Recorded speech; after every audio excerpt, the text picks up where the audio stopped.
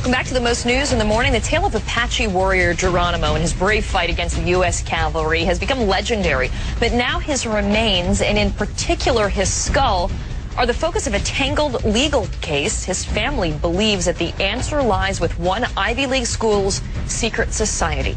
Debra Feyerick is here with more on this fascinating story for us. Hey, Deb. Hey there. Well, you know, Karen, for decades, the story was thought to be a rumor that members of a secret society at Yale, stationed at Fort Sill, Oklahoma, after enlisting in World War I, stole the skull, femur, and saddle bit of the great Geronimo, who was buried there. Well, Geronimo's family wants to know the truth, and they want to have a proper burial befitting such a hero.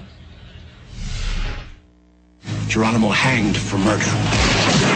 Just his name, Geronimo, conjures up images like these in an American legend. A fierce Apache leader and his warriors greatly outnumbered, fighting off the U.S. cavalry in an attempt to save his people and their way of life. And he's eventually surrounded and outmanned, outgunned. He is convinced to surrender. Geronimo died a prisoner of war, his body buried in Fort Sill, Oklahoma. Now, 100 years later, his family is suing to get his remains back.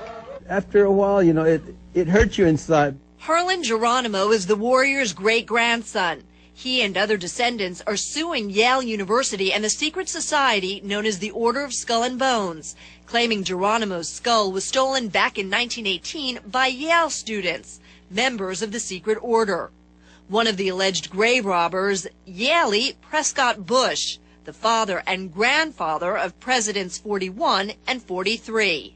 When you desecrate a grave like of this nature, you know, you upset the spirits. And sooner or later, you know, the spirits will come after you. For decades, members called bonesmen dismissed the suggestion as a hoax. But a bonesman's letter written in 1918, discovered 2 years ago at Yale, suggests otherwise.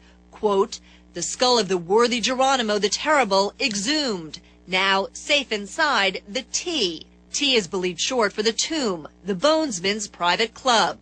I spoke with several bonesmen who told me that inside the tomb there is a glass display case containing a skull, and the bonesmen have always called it Geronimo. Author Alexandra Robbins wrote a book on the secret order.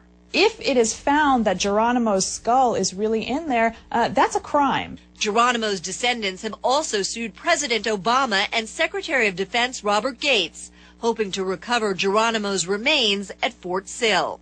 He died as a prisoner of war.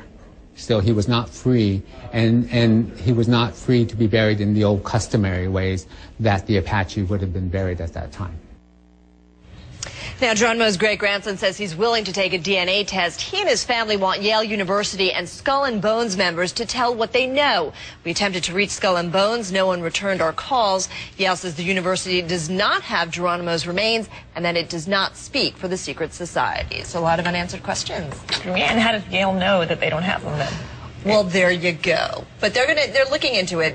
Technically, they could subpoena and possibly see whether, in fact, anybody will say, oh, yeah, well, that happens to be the skull, but unlikely. Wow. Deb Feyerick, thank you.